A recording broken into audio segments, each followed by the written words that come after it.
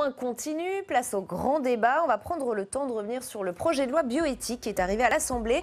Et on va le faire à notre façon, à la façon de Public Sénat. On va provoquer un échange entre députés et sénateurs sur le sujet, puisque c'est ce qui se passe régulièrement au Sénat et à l'Assemblée. On appelle même ça les commissions mixtes paritaires, CMP.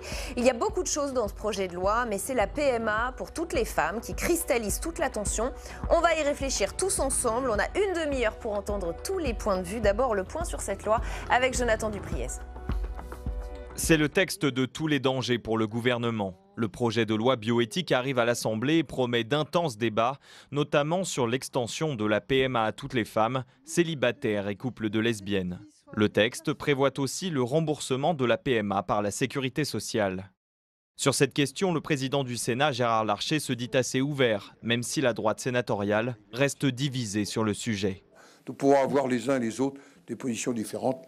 La mienne, vous la connaissez, je suis assez ouvert sur ce sujet-là.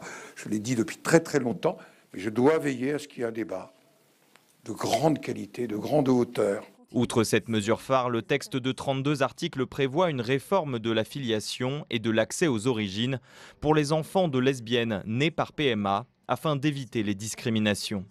Autre sujet sensible, l'autoconservation des ovocytes. Actuellement, il est possible de conserver des ovocytes pour raison médicale. Hormis ce cas particulier, il est interdit de les congeler pour mener à bien une grossesse après 35 ans, âge où la fertilité baisse. Le texte prévoit de lever cette interdiction avec toutefois des limites d'âge. On doit regarder attentivement quels sont les détournements possibles et quels sont, y compris, la pression mise sur ces femmes. Il ne faut pas transformer un droit nouveau pour les femmes, que je soutiens, en contrainte supplémentaire pour les femmes. Et on pense ici à la pression du monde du travail, à la pression de la société, qui pourrait pousser des femmes à devoir reporter contre leur gré leur projet d'avoir un enfant, parce que leur employeur le demande. D'autres sujets figurent dans le projet de loi bioéthique comme le don d'organes, la recherche sur les cellules souches embryonnaires ou les tests génétiques. Les sénateurs examineront le texte au mois de janvier. Et avec nous pour le grand débat ce soir, Bernard Jomier, bonsoir, sénateur de Paris, apparenté au groupe PS. Olivier Paccaud, bienvenue à vous également, sénateur LR de l'Oise, membre de la Commission de la Culture, de l'Éducation et de la Communication. Bonsoir. Bruno Questel, bienvenue, porte-parole du groupe La République En Marche, député de l'Eure, membre de la Commission des Lois.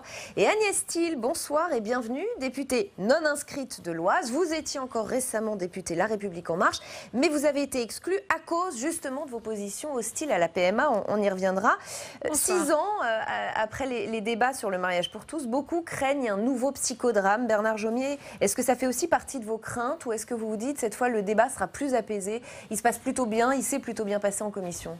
Non, je ne suis pas convaincu. Je ne suis pas convaincu parce qu'il y a une volonté de cadrage général sur cette question. Mais moi, la première chose déjà, c'est que je regrette que la question de la PMA, l'extension de la PMA, est inscrite dans les lois de bioéthique. Je pense que c'est une question sociétale, qu'il n'y a pas de nouvelles techniques qui soient apparues, qui changent la donne en la matière. Et donc, j'étais partisan d'un projet de loi à part. Ce n'est pas le choix du gouvernement. Donc, ça arrive dans les lois de bioéthique. Dont acte. Malheureusement, d'ailleurs, ça envahit tout le débat. Parce que c'est une question sociétale très importante, par ailleurs, mais du coup des questions tout aussi importantes, comme la recherche sur les embryons, l'autoconservation des ovocytes, la médecine génomique, passent quasi inaperçues, alors qu'elles sont aussi porteuses de sens pour notre société.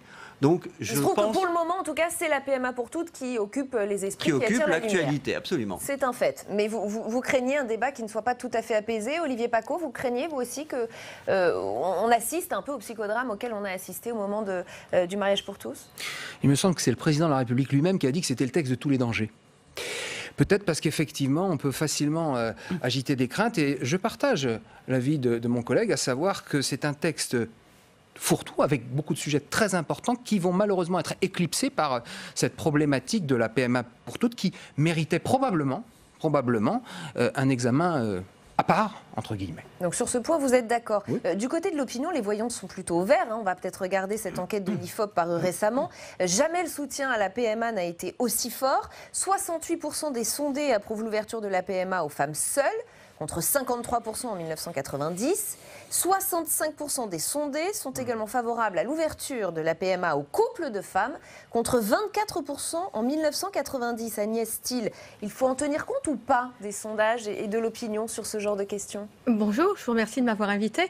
D'abord, on fait dire ce qu'on veut au sondage. Si on demande aux gens, êtes-vous pour la PMA pour toutes, comme c'est un acronyme que beaucoup de gens peuvent ne pas comprendre, tout le monde dira oui. Si on vous demande n'importe quoi. Non, mais moi-même, lorsque j'ai fait campagne, et je vous prie de croire que dans mes 173 communes, PMA, les gens ignorent exactement ce que c'est, ce n'est pas clair. En revanche, si vous leur dites, êtes-vous pour qu'un enfant n'ait pas de père, alors là, à 85%, ils vous diront probablement non.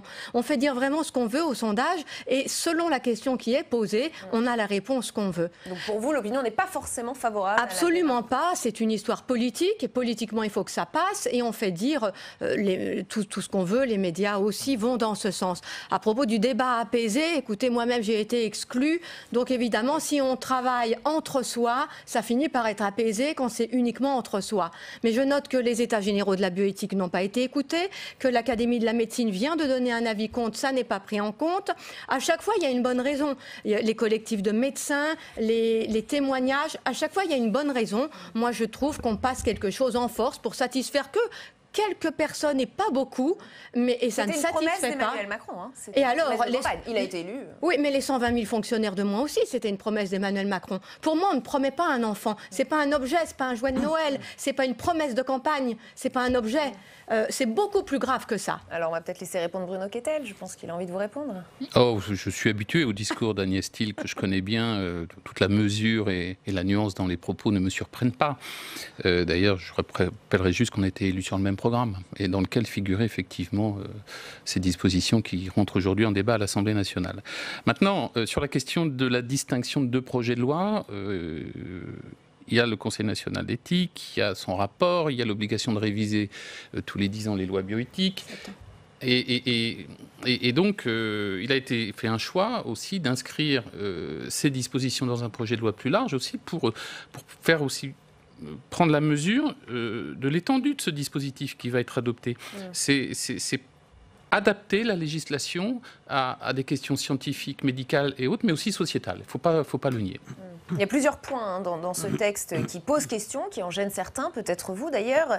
Cette PMA qui sera a priori remboursée à 100% par la sécurité sociale. Vous m'arrêtez si je me trompe, c'est ce que j'ai lu, donc confirmez-le aussi à nos téléspectateurs ou infirmez-le. L'identité des donneurs, est-ce qu'elle sera connue, pas connue? Une question qui se pose. Peut-être à 18 ans, est-ce que c'est un peu tard pour connaître l'identité du donneur à 18 ans? Et après les dernières retouches de Nicole Belloubet, il n'y aura aucune mention de la PMA dans l'acte de naissance. Tout cela, Olivier Paccaud, qu'en pensez-vous? Alors déjà, moi je vais vous dire très clairement que je ne suis pas favorable à l'extension de la PMA, entre guillemets, pour toutes, pour 4 raisons. La première, c'est que c'est légaliser la conception d'un enfant sans père. La seconde, c'est que c'est détourner le rôle curateur de la médecine.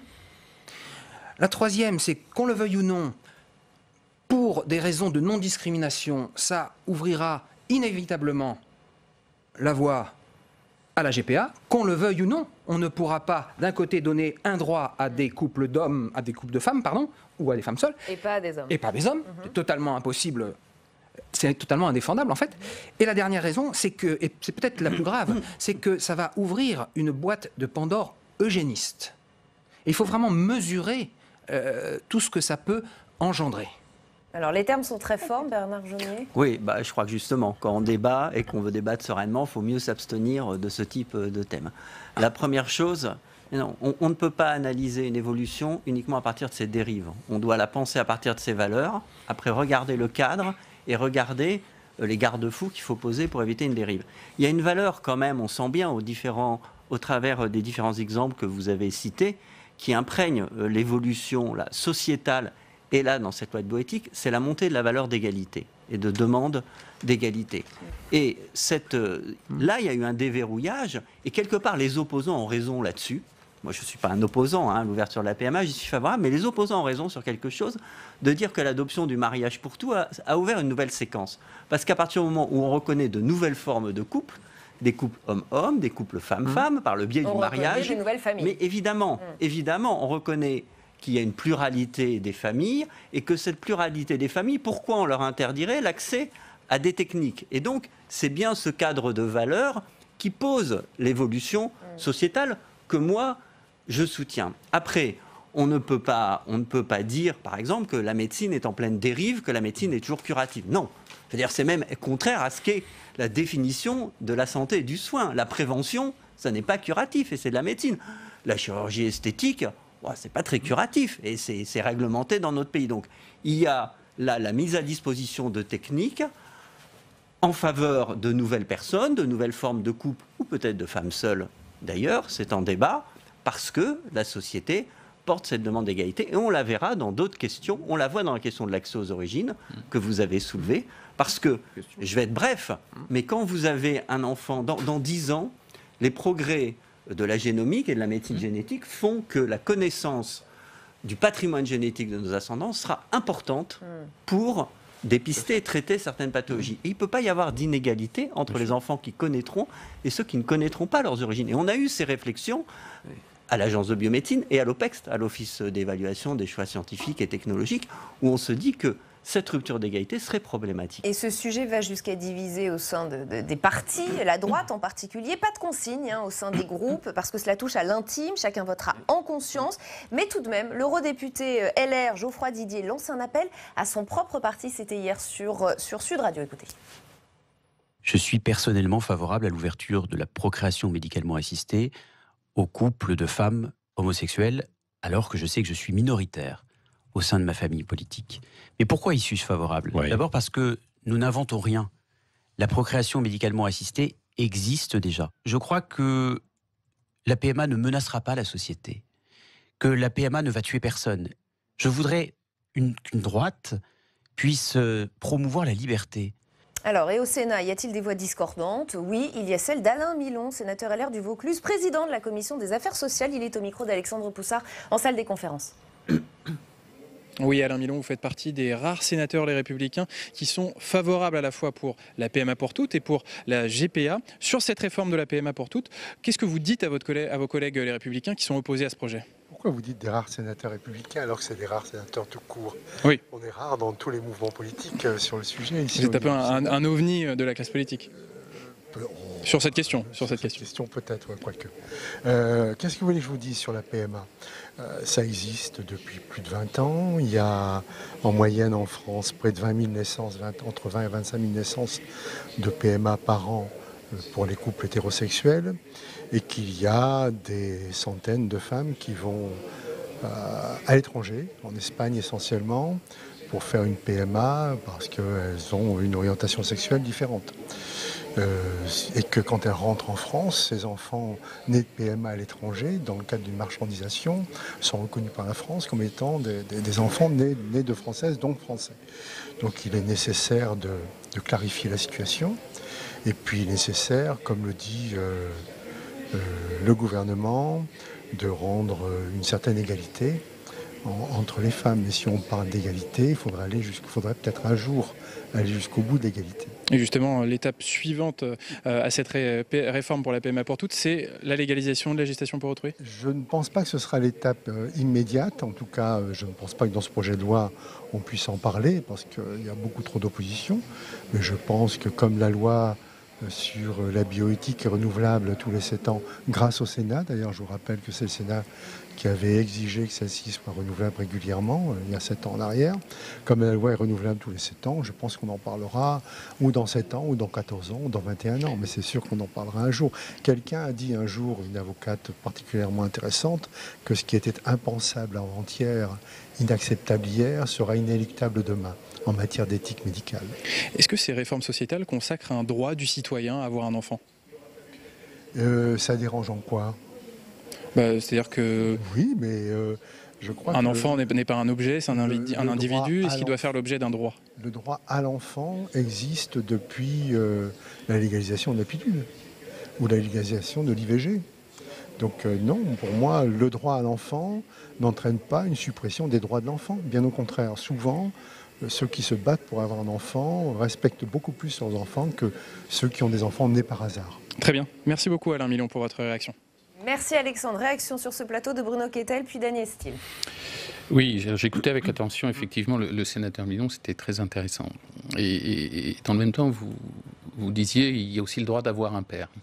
Et bien évidemment, j'ai des enfants, bref quoi. Mais moi, j'étais réservé, je m'en étais ouvert auprès d'Agnès Steel il y a plusieurs mois, sur tous ces sujets, à titre personnel.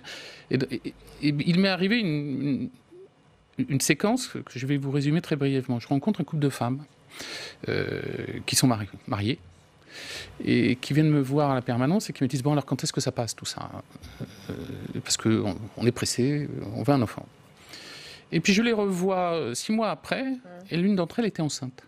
J'y vais et je ne raconterai pas sur ce plateau comment elles ont conçu cet enfant, mais c'est terrifiant. Et c'est terrifiant, parce qu'un père ne peut pas être résumé à une seringue. Et là, c'est là où j'ai... Ça vous a convaincu? Oui, complètement, parce que l'homosexualité, elle existe, parce que quelquefois on a l'impression qu'elle est découverte. Les capacités à avoir des enfants pour les couples d'hommes ou de femmes, elles existent, mais aujourd'hui il y a de l'insécurité juridique, il y a de l'insécurité médicale, je viens de l'évoquer. Et le rôle d'une société, c'est aussi d'adapter la loi à ce qui se passe sur le terrain. À ce qui se passe sur le terrain, mais pas depuis 6 ou 18 mois, depuis la nuit des temps. Voilà. Agnès Steel. Oui, merci. Effectivement, j'ai entendu et c'est très intéressant. Ça pose beaucoup de questions. Vous aviez parlé aussi de la sécurité sociale. Ça pose quand même le problème de à quoi sert la solidarité nationale. Doit-on rembourser à 100%? Mais exactement, quand je vois que dans mes communes, c'était presque un gag à l'époque de Hollande où il avait dit les sans-dents, vous savez, ça avait fait... mais je les vois et je les vois à ma permanence. Honnêtement, les gens ne peuvent pas subvenir à leurs soins dentaires et à d'autres soins. Et on va rembourser quelque chose qui n'est que un désir d'enfant. Alors, on n'a pas de droit à l'enfant, mais in fine, c'est bien avoir un enfant. C'est pas le seul accès à une technique. Sinon, donnons des gamètes inefficaces, on verra si tout elles veulent y aller. C'est bien, in fine, avoir un enfant. C'est ça qui me gêne. Effectivement, avoir un enfant sans père. Vous aviez posé aussi la question... de 18 ans pour connaître. Moi, j'avais effectivement, j'avais fait un amendement pour que l'enfant puisse connaître dès qu'il en éprouve le besoin ou l'envie. Et ça n'a pas été retenu parce que c'est pas à 18 ans qu'on veut. Ça vous semble tard, 18 ans? C'est dès qu'on en a besoin. On a besoin de savoir d'où on vient. L'homme recherche ses racines, clairement.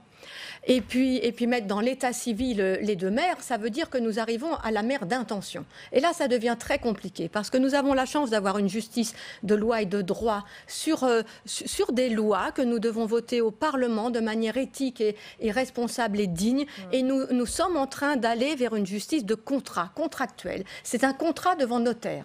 Voyez, mais un contrat devant notaire, 20 ans après, il peut ne plus avoir lieu. D'ailleurs, votre mariage, 20 ans après, c'était un contrat et vous pouvez ne plus l'avoir. Et donc, cette mère qui dit, quelle mère, bien sûr, on va aimer à vie. On sait bien que tous les gens qui divorcent se sont aimés un jour, on n'aime pas à vie. Une intention, c'est pas à vie.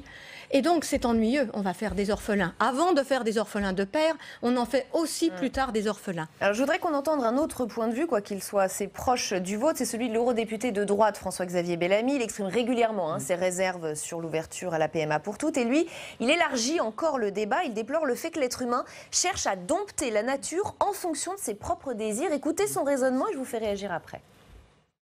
Le désir d'enfant, il est absolument légitime et absolument respectable. La vraie question qui se pose à nous, et c'est une question qui nous touche tous, c'est la question de savoir si nous devons considérer que le désir doit gouverner nos existences. Et encore une fois, le désir d'enfant est légitime et respectable. La vraie question qui se pose à nous aujourd'hui, c'est de savoir si la technique, et si la technique médicale en particulier, doit maintenant se donner pour but, non plus seulement de réparer les corps quand ils sont en mauvaise santé, mais de satisfaire nos désirs.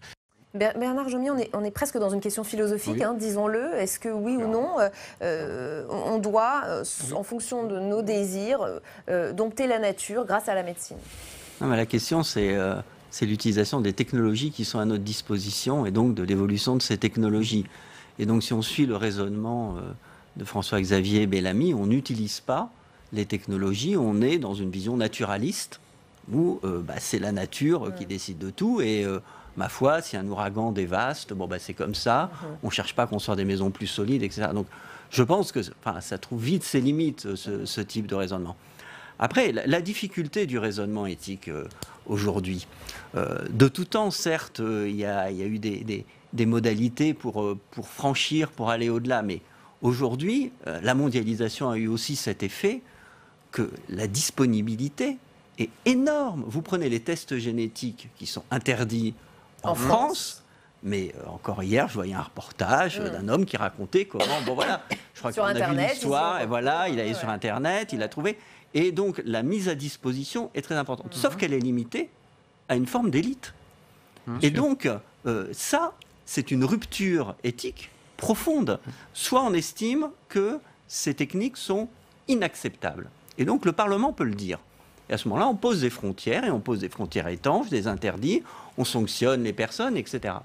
Soit on estime qu'elles sont entendables, qu'elles répondent à une évolution, qu'elles ne franchissent pas certaines limites de respect du vivant, et à ce moment-là, on les organise. Et il me semble que dans ce projet de loi de bioéthique va, sur ce plan-là, dans la bonne direction. C'est-à-dire qu'il cherche à penser les cadres qui doivent être élaborés, et donc à définir la place de ces techniques et leur utilisation. Et est-ce que ce n'est pas tout simplement le sens de l'histoire, Olivier Paccaud? Regardons quelques chiffres. En 2017, le Comité consultatif national d'éthique estimait que 2000 à 3000 femmes françaises s'étaient rendues à l'étranger pour avoir recours à une PMA. Regardons où ces Françaises ont pu aller. 11 pays de l'Union européenne autorisent la PMA à toutes les femmes. Parmi eux, l'Espagne, le Royaume-Uni, la Belgique, le Danemark, qui a le taux le plus élevé au monde de recours à la PMA. Est-ce que ce n'est pas le sens de l'histoire?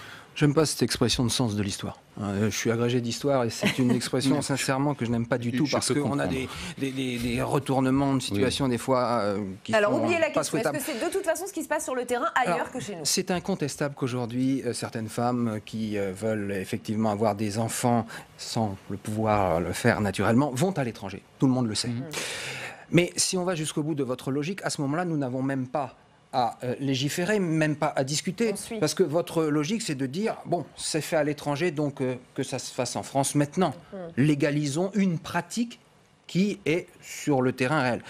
Moi, ça me pose un gros problème. Je pense que le Parlement, il est fait justement pour traiter de questions qui peuvent être très profondes. Et là, je pense, on se dit tout à l'heure, que c'est de l'ordre philosophique. Effectivement, c'est notre conception de l'homme, notre conception de la vie. C'est un texte de bioéthique. Et je pense très sincèrement que ça nécessite un débat profond. Et ce n'est pas parce que certains de nos voisins ont fait certains choix, ils ont leur histoire aussi dans ces pays. Alors, que ce soit l'Espagne très catholique ou les pays du Nord, puisque c'est surtout des pays scandinaves qui ont été pionniers en la matière, ce sont des histoires différentes. Nous avons aussi notre histoire et des ressentis différents. Et je rebondirai sur une chose qu'a dit Agnès Steel, en réagissant sur les chiffres des sondages que vous aviez donnés. Lorsque, effectivement, moi j'ai eu à discuter avec certaines personnes dans mon territoire, je n'ai pas du tout eu le même ressenti que les sondages. Et effectivement, il y a un problème de pédagogie. Rien que le mot PMA ou AMP, enfin l'acronyme, n'était pas compris par les gens. Alors quand on leur explique concrètement, et sans vouloir faire du prosélytisme, ce à quoi ça correspond, les avis sont beaucoup plus partagés. Et alors, et je m'arrêterai là, parce que je vais laisser la parole quand même à mes collègues, c'est un sujet sociétal, très profond. Je pense sincèrement que le Parlement doit en être saisi, mais c'est peut-être des sujets sur lesquels il faut prendre vraiment le temps d'interroger la population. Je ne dis pas qu'il faut aller jusqu'à un référendum, mais il faut vraiment entendre profondément la population à ce sujet. Et pourquoi pas le référendum, Bruno Kettel? Écoutez, c'est pas à l'ordre du jour, donc c'est pas la peine de... Mais ce serait une idée? Non, c'est une idée qui est avancée par mon collègue qui, tout comme moi, n'en a pas la prérogative. Donc moi, je réponds pas aux questions qui ne me sont pas posées par le président de la République et le gouvernement en l'occurrence, qui en ont seuls la compétence. Mais moi, je reconnais tout à fait débat sociétal. Mais je voudrais, enfin, moi, c'est le chemin que j'ai fait, je le dis sans détour, c'est aussi sécuriser, accompagner celles de nos compatriotes qui aujourd'hui, de toute façon, auront recours à des méthodes, quelles qu'elles soient, pour avoir un enfant. Et ces enfants, ils méritent d'être protégés avec un état civil, avec tout un tas de dispositifs qui fassent qu'ils prendront leur envol d'individus. Hein. Et moi, je ne peux pas entendre... parce qu'il est des gens, y compris dans mon entourage proche, qui n'ont pas connu leur père, par exemple, mais qui sont tout à fait équilibrés, je suis désolé de vous le dire. Hein. Donc il faut arrêter avec cette forme de fantasmagorie. Je veux dire, on nous annonçait l'apocalypse sociétale avec le mariage pour tous, je suis désolé, mais ça fait pchit. Donc il faut s'inscrire aussi dans la prise en compte des souhaits aussi de nos compatriotes dans un cadre arbitraire et limité d'avoir un père, au niveau de la loi. Hein. C'est pas ce que j'ai dit. Non, ne caricaturez pas mes propos. Attendez, ni je les crois miens, ni non, les non, miens. non, attendez. Agnès, oui, alors effectivement, c'est une question philosophique très importante qui nous convient de nous poser. La première, c'est est-ce que tout désir a vocation à être assouvi ? Parce que si la réponse est oui, c'est effrayant. Et la deuxième, c'est est-ce que parce qu'on peut le faire, on doit le faire ? Et si la réponse est oui, c'est effrayant. On doit se poser ces deux questions. Et si on n'a pas de réponse, par exemple, j'ai pas de réponse, j'ai plutôt envie de vous dire oh là non, parce que c'est effrayant. Alors dans ce cas, je veux qu'on fasse jouer le principe de précaution qui vaut pour tout sauf pour l'homme. C'est quand même extraordinaire. Là, on n'est pas certain des conséquences que ça aura. On ne sait pas certain de la boîte de Pandore qu'on ouvre et on ne fait pas jouer le principe de précaution. Ça, c'est la première chose. La deuxième chose, vous évoquiez les femmes qui partent. C'est une réalité, elles vont ailleurs. Eh bien, écoutez, elles vont ailleurs assumer un désir, n'est-ce pas ? Moi, ce qui me gêne beaucoup, c'est d'abord, tout le monde peut aller ailleurs, si vous voulez, assouvir votre désir et vous acheter une Porsche ou aller aux Canaries, faites donc. C'est quand même pas à l'État de valider et bientôt de prendre en charge avec la sécurité sociale votre désir. Enfin, vouloir un enfant, c'est pas pareil que vouloir une Porsche. Hein. Non, on est d'accord, mais elles vont ailleurs assumer un désir. C'est-à-dire que la première chose quand même du projet parental qui va élever, éduquer, apprendre les règles, c'est de faire quelque chose d'interdit dans son pays. Et résultat, après, il va falloir valider, on demande au pays de valider. On veut une validation officielle d'un comportement privé. Ce qui me gêne, c'est que les extrêmes, on les fait venir ainsi. C'est-à-dire que vous me dites, puisqu'elles vont ailleurs, on est bien obligé de le faire. Mais moi, j'en connais qui vont mettre des murs aux frontières pour pouvoir retrouver notre liberté. Donc, on n'est plus libre. Comme ça se fait en Belgique et ailleurs, et en Espagne, il faut bien qu'on le fasse chez nous. Autre question, il nous reste quelques minutes, même si le gouvernement le réfute. Ce débat nous incite effectivement à parler de la GPA, parce qu'ailleurs en Europe, là aussi, on la pratique, la gestation pour autrui. Et cela vous surprendra peut-être, mais il y a 10 ans, la droite et le centre du Sénat n'y étaient pas complètement hostiles. Souvenez-vous, en 2010, 21 sénateurs co-signaient une proposition de loi tendant à autoriser et encadrer la gestation pour autrui. C'était rendu à Londres pour rencontrer des acteurs du sujet et pour en comprendre les problématiques. Les équipes de Public Sénat les avaient suivis. C'était en mai 2008. Regardez, c'était un extrait de reportage de Flora Sauvage. L'expérience d'aujourd'hui est intéressante dans la mesure où, si on légifère, on s'aperçoit bien des problématiques. Mais il est vrai que si on ne légifère pas, on continue à jouer les autruches qui laissent faire ailleurs, y compris en Grande-Bretagne, ce qui devrait se faire en France pour des femmes françaises. Voilà, Olivier Paccaud, mieux vaut légiférer que de jouer les autruches. Alors là, carrément, on parlait de la GPA. Hein. Oui, alors mieux vaut légiférer peut-être, mais entre les autruches et les apprentis sorciers, on peut choisir. Alors, effectivement, que certains de mes collègues... Il y avait Alain Millon, qui, au moins, a la cohérence dans la durée. Il n'a pas changé d'avis. Il l'affirme toujours. Il n'a pas changé d'avis. Néanmoins, il faut quand même bien être conscient qu'avec la GPA, on franchit encore une étape dans ce qu'on appelle la marchandisation des corps. Alors, je crois quand même savoir qu'il n'est pas du tout à l'ordre du jour de la part du gouvernement d'aller jusque-là. Je vous le confirme. Vous me le confirmez, ça me rassure. Néanmoins, ça sera inévitable. Légalement. Ça sera indéfendable d'accorder un droit, d'autant plus que toute la rhétorique de La République En Marche aujourd'hui, c'est de dire nous voulons donner un droit, un nouveau droit à ces femmes qui ont un désir. Eh bien, vous ne pourrez pas refuser ce droit à des hommes. Bruno Kettel. D'autant plus que la technique leur permettra de... Mais aujourd'hui, ce droit, il est exercé par des hommes, dont certains sont des vedettes de télévision, et qui expliquent avoir pu, grâce à leurs moyens, opérer. Donc aujourd'hui, c'est la seule ségrégation par l'argent qui pose les limites au dispositif que vous évoquez. Donc est-ce que c'est satisfaisant ? Je pose juste la question, est-ce que c'est satisfaisant que le mur de l'argent, pour reprendre l'expression de Agnès Thiel, soit le seul aujourd'hui à faire que certains couples d'hommes peuvent et d'autres non? Peuvent louer le ventre d'une femme? Je pose juste la question. Je crois vous posez la question de comment, enfin, qu'est-ce que tout cela traduit? Je crois d'abord, ça traduit d'abord, il y a une véritable évolution sociétale. Je veux dire, le débat sociétal, il a lieu en permanence, ne serait-ce que parce que depuis le mariage pour tous, on a vu les sociétés évoluer vers l'acceptation de ce mariage pour tous et donc la reconnaissance des différentes formes de couples et d'hommes homosexuels, hétérosexuels. Et donc, les droits vont avec, je le disais en début d'émission, il y a effectivement une logique qui mène jusqu'à la gestation pour autrui. Ça n'est pas l'heure sur un plan sociétal, là pour le coup, je vous en donne acte, et législatif, oui, tout à fait. Mais et clairement, le moment viendra où il faudra qu'on l'organise. Mais on ne peut pas, je veux dire, le débat sur la marchandisation du vivant, il est sérieux. Il se pose sur des tonnes de domaines, sur les organes, sur les embryons, sur la recherche, sur la médecine, etc. Et il se règle. Je veux dire qu'il se règle. Il ne peut pas, lui seul, faire obstacle à la mise en œuvre de cette question de la GPA. Je comprends dans certains modes de raisonnement, comme celui de Mme Thiel, qu'elle soit opposée à la GPA. Je comprends son cheminement et je le respecte.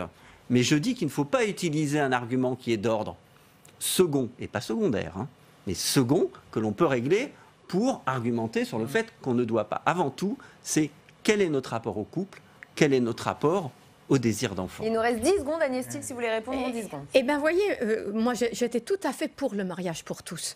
Elles peuvent fonder une famille, elles peuvent adopter, elles peuvent fonder une famille. Simplement, pour moi, là, on franchit une ligne rouge, celle de faire ce que la biologie ne permet pas. Mais on fait des tas de choses que la biologie ne permet pas. Et à partir de là, beaucoup de choses sont possibles. Mais on en fait des tas que la biologie ne permet pas. Merci beaucoup à tous les quatre d'avoir participé à ce débat et d'avoir joué le jeu du débat entre sénateurs et députés. Merci infiniment.